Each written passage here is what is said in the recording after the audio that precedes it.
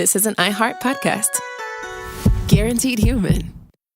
Work can be a little weird. Cringy training seminars, coworkers who won't stop talking about their plant, forgetting the mute button at an inopportune moment. We have to deal with a lot on any given workday. Sometimes it can feel hard to thrive and move forward in your career. Well, that's where LinkedIn comes in. LinkedIn helps you get ideas and insights from experts in your field, connect with people professionally, grow your network, and access tools designed to help you find the right fit for your next role. Whether you're just getting started, figuring out your next move, or looking to accelerate your career, LinkedIn is built to support you at every stage because LinkedIn is the network that works for you. Visit linkedin.com/knowstuff to learn more.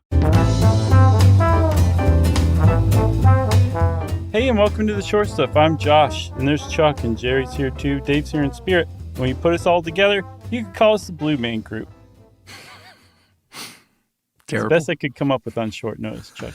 Yeah, this is the, I guess, the conclusion of our two-part series on colors, although we have done colors in the past. I know we did indigo, and I think we did a short stuff on paint blue, right? Yes, and some other stuff that's come up and some other things, but I think colors is going to be a never-ending suite. There's a lot of colors to cover. That's right. And this is a story of not only a color, but a process.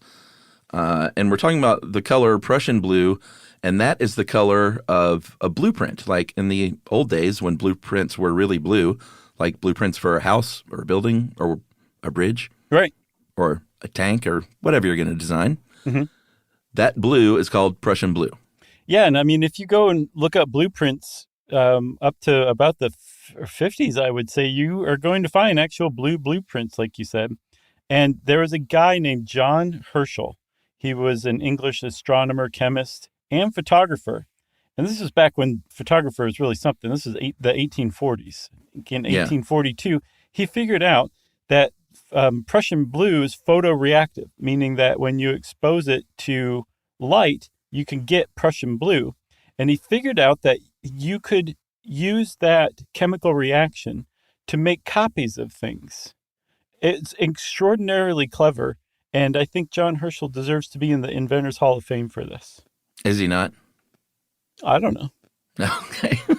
If he is, he deserves to be there. If not, he deserves to be there. I agree. So this is the process. It's called cyanotype.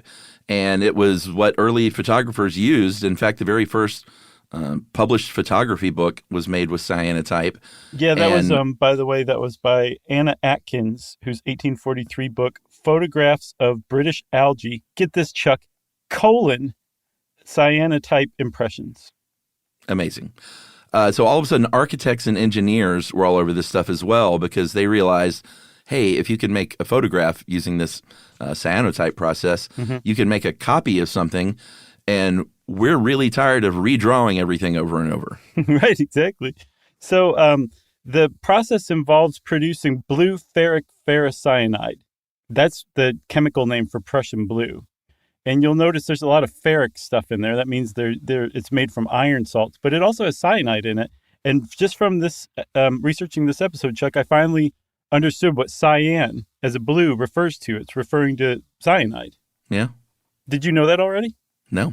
Oh, well, I thought that was pretty cool. That's awesome.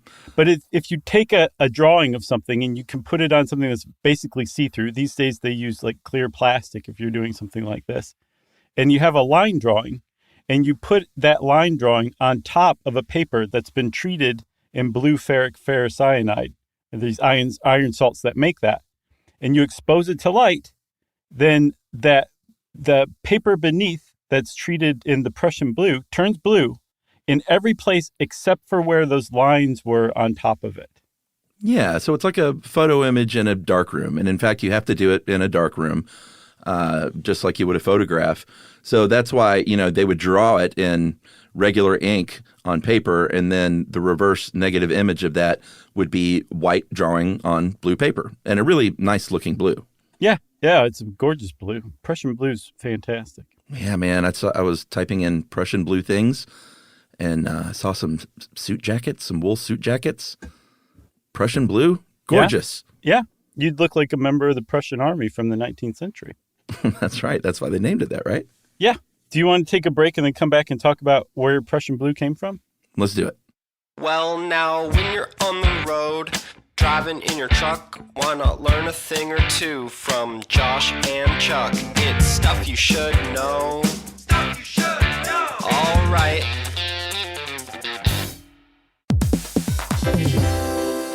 Have you ever invested in something that seemed incredible at first but didn't live up to the hype? Well, marketers know that feeling. They optimize for the numbers that look great, impressions, reach, and reacts. But when they don't show revenue, well, that's a not so great conversation with the CFO. LinkedIn has a word for that: bull spend. That's right, because you need to invest in what looks good to your CFO. LinkedIn Ads generates the highest ROAS, 121% of all major ad networks. You can reach the right buyers with LinkedIn Ads, and you can target by company, industry, job title, and more. So cut the bull spend. Advertise on LinkedIn, the network that works for you. Spend $250 on your first campaign on LinkedIn Ads and get a $250 credit for the next one. Just go to linkedin.com/SYSK. That's linkedin.com/SYSK. Terms and conditions apply.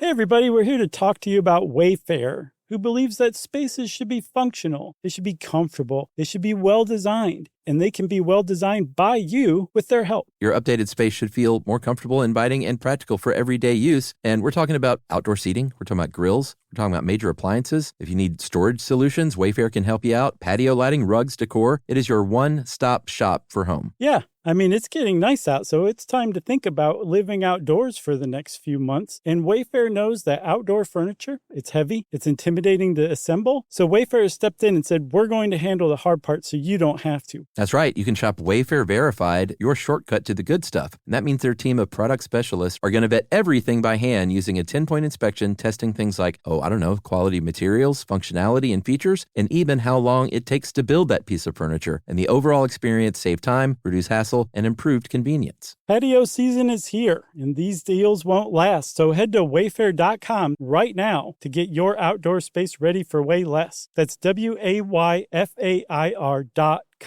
Wayfair, every style, every home. Learning things with Chuck and Chuck.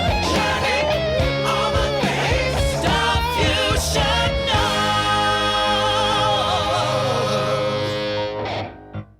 So Prussian blue finds its origins in the laboratory of an alchemist and a dye maker, of all places. It's a pretty cool place for a new thing to be created, especially something as beautiful as Prussian blue.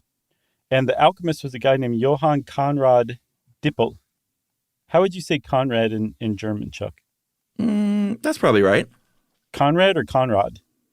I don't know, actually. Okay. Well, we'll just call him Mr. Dippel. He was the alchemist. Herr Dippel. Herr Dippel, yeah. Yeah. He was the alchemist, and the dye maker was a guy named Diesbach. We're just going with Mr. Herr Diesbach for this guy. And they shared this lab in Berlin, and by sharing a lab and sharing one another's, or using, borrowing, I should say, a cup of one another's, ingredients here or there, they ended up accidentally creating Prussian blue. Yeah, exactly. I think the chemist was working on medicines like elixirs and things. Mm-hmm. And Diesbach, as a dye maker, was great at making these dyes. And as the story goes, he was making a deep red dye one day when he borrowed some potash from his chemist friend, and that turned it into this wonderful, wonderful Prussian blue. He went back in, Herr Dippel, and said, I got to figure out what this stuff is. And he figured out the secret was that the potash had oxblood, and when he mixed that with the iron sulfate, that caused this amazing blue to, what does it do? Does it unveil itself? Yeah. Yeah, that's a great way to put it. So Prussian blue has unveiled itself, and at first they called it Berlin blue, and it only became known as Prussian blue later on because it was used to dye the uniforms of the Prussian Army in the early 19th century. And depending on what part of the continent you were on, or whether you were on the continent at all, calling it Prussian blue was either a term of endearment or a term of disparagement, because the Prussians helped save the British's cookies at Waterloo and defeated Napoleon. So if you were French, you didn't think very highly of the Prussians or their blue. If you were English, it was a term of endearment because you were really grateful to the Prussians for coming and saving the day there. That's right. And it became just a popular color. Like artists loved using it. Printmakers loved using it. Obviously, these architects loved the result of using it. I'm not sure if they especially loved the color. That was just kind of what color blueprints turned out to be. Right. But I'm sure they were fine with it. But Herschel died before that blueprinting process was born. I think 5 years later is when the actual architectural blueprint process that is unfortunately gone, because I think it looks really neat. These days you're not going to find that because over the years a lot of different things happened to either make it fall out of fashion or just make it cheaper and safer and easier to make copies in different ways. I would bet that there's some hipster artisan architectural firm that still uses this process now. You think? Has gone back to it, yeah. But the reason that has largely been abandoned is because it's a very labor-intensive and time-intensive process, even if you're using kind of updated machinery. Yeah. And other processes came along that seemed to do a better job. And plus also, I don't know if everybody's like, we're sick of the blue or whatever, because there's another process called diazo white press.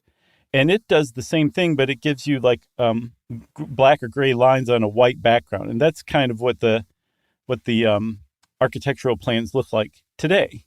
They don't look blue anymore.